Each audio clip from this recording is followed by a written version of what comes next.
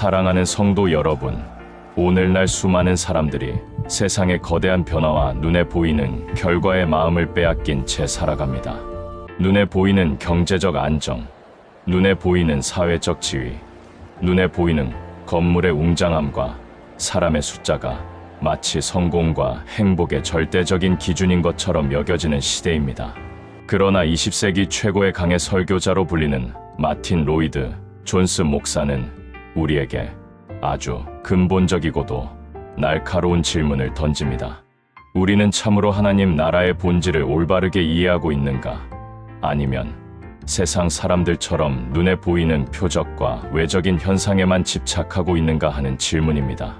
예수님 당시의 바리새인들도 바로 이러한 치명적인 착각에 빠져 있었습니다. 그들은 끊임없이 메시아를 기다렸고 하나님 나라의 도래를 부르짖었습니다.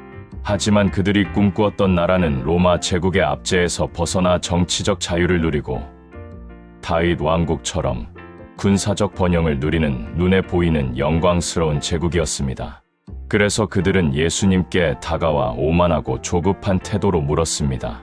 하나님의 나라가 도대체 어느 때에 임합니까? 이 질문에 대해 우리 주님께서는 그들의 모든 세상적인 기대를 단번에 무너뜨리는 충격적인 선언을 하십니다.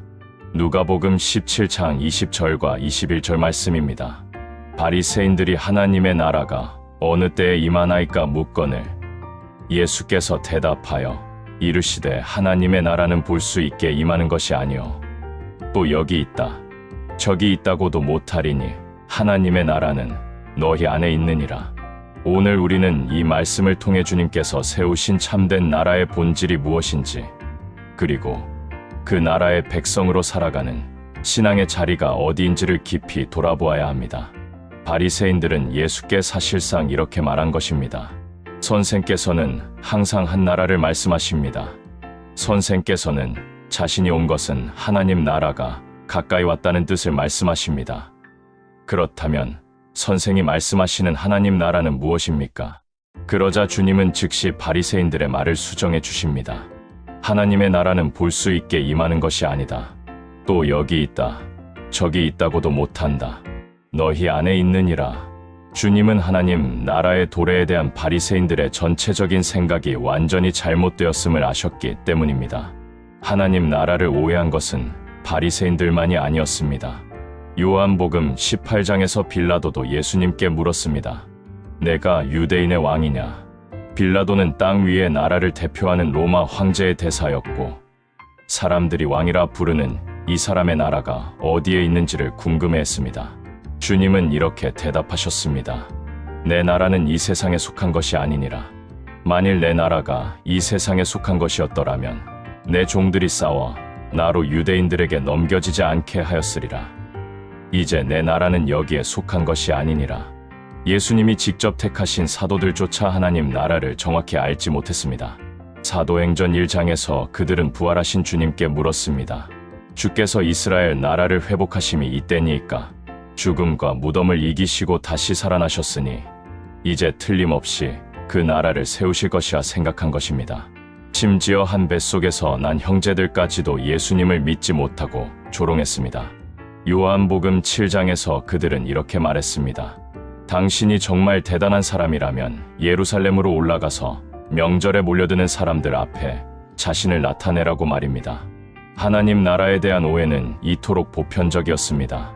바리새인들의 가장 큰 비극은 눈앞에 진짜 메시아이신 예수 그리스도를 두고도 그분을 알아보지 못했다는 사실입니다. 그 이유는 단순합니다. 그들이 찾던 기준이 철저하게 세상적이고 물질적이었기 때문입니다. 그들은 하늘에서 떨어지는 거대한 불이나 군대를 호령하며 진군하는 영웅의 모습을 원했습니다. 가시적인 징조, 눈으로 똑똑히 확인할 수 있는 외적인 지배력을 원했던 것입니다. 인간의 타락한 본성은 언제나 외적인 형식과 가시적인 성과에 집착합니다. 신앙생활을 할 때도 마찬가지여서 웅장한 건물과 화려한 의식과 사회적인 영향력이 곧 하나님의 영광을 증명한다고 믿고 싶어 합니다. 하지만 예수님께서는 분명하게 말씀하십니다. 하나님의 나라는 관찰할 수 있는 모습으로 임하지 않는다고 말입니다. 하나님 나라는 세상 나라처럼 칼과 창으로 세워지지 않으며 요란한 정치적 구호나 사회적 혁명으로 이루어지지 않습니다. 하나님 나라는 세상이 감지할 수 없는 거룩하고 조용한 방식으로 역사합니다. 눈에 보이는 화려함만 쫓는 사람은 바로 곁에 임한 하나님의 생명을 결코 발견할 수 없습니다. 그렇다면 예수님께서 말씀하신 하나님의 나라는 너희 안에 있느니라는 선언은 정확히 무엇을 뜻하는 것일까요? 첫째, 예수 그리스도 자신이 이미 그들 한가운데 계시다는 뜻입니다. 헬라어 원문의 의미는 너희 한가운데라는 뜻을 강력하게 내포합니다. 바리새인들은 미래의 어느 날 임할 거창한 제국을 기다렸지만 왕이신 예수 그리스도께서는 이미 그들의 코앞에 서 계셨습니다. 주님이 계신 곳, 주님의 통치가 실현되는 그 자리가 바로 하나님 나라의 시작입니다. 둘째, 하나님의 통치는 신자의 마음과 심령 중심에 임한다는 뜻입니다. 하나님 나라는 영토나 국경의 개념이 아니라 하나님의 다스림 그 자체입니다. 죄로 인해 반역하고 부패했던 인간의 마음이 성령의 역사로 깨어지고 자신의 왕관을 내려놓고 오직 예수 그리스도를 삶의 유일한 주인으로 모셔드리는 거룩한 복종의 자리입니다. 사도 바울은 로마서 14장 17절에서 이를 명확하게 정의했습니다. 하나님의 나라는 먹는 것과 마시는 것이 아니요 오직 성령 안에 있는 의와 평강과 희락이라. 세상 나라는 물질과 권력의 소유에 목을 매지만 성령 안에서 세워진 하나님 나라는 죄사함의 의로움과 세상이 줄 수 없는 내면의 평안과 구원의 기쁨으로 충만합니다.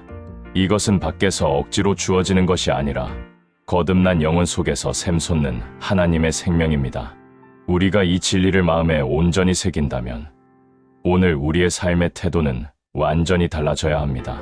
첫째, 외적인 환경에 흔들리지 않는 굳건한 믿음을 가져야 합니다. 세상 나라는 아무리 거대하고 화려해 보여도 결국 무너지고 사라집니다. 로마 제국도 바벨론도 흔적 없이 사라졌습니다. 그러나 주 예수 그리스도의 보혈 위에 세워진 보이지 않는 나라는 영원합니다. 오늘 내 삶의 겉모습이 초라해 보이고 세상적인 성공이 더딜지라도 내 안에 하나님의 거룩한 통치가 살아있다면 우리는 가장 부유하고 승리한 백성임을 잊지 말아야 합니다. 둘째, 날마다 내 자아를 쳐서 복종시키는 삶을 살아야 합니다. 하나님 나라가 내 안에 임했다는 것은 이제 더 이상 내가 내 인생의 주인이 아니라는 선언입니다. 내 생각과 고집과 탐욕을 십자가에 못 박고 주님의 말씀에 순종하며 살아갈 때 우리 안에서 천국의 빛이 세상으로 흘러나가게 됩니다. 셋째, 눈에 보이는 세상을 넘어 영원한 완성을 사모해야 합니다. 비록 지금은 이 나라가 사람들의 눈에 보이지 않게 한 영혼의 회심과 성도의 순종을 통해 확장되지만 역사의 마지막 날 주 예수께서 다시 오실 때 이 나라는 온 우주 만물 위에 찬란하고 완전하게 드러날 것입니다. 사랑하는 성도 여러분, 세상의 헛된 소리와 거칠의 시선을 빼앗기지 마십시오. 오늘 여러분의 마음 중심에 예수 그리스도께서 참된 왕으로 다스리고 계십니까? 여러분의 가정과 삶의 자리마다 성령의 의와 평강과 기쁨이 넘쳐나고 있습니까? 눈에 보이는 것은 잠깐이요, 보이지 않는 것은 영원합니다. 오늘 하루도 우리 가운데 살아서 역사하시는 왕 되신 예수님을 온전히 모셔드리고 그 영원하고 거룩한 나라의 백성답게 담대하고 당당하게 승리하며 살아가시기를 주님의 이름으로 간절히 축원합니다. 감사합니다.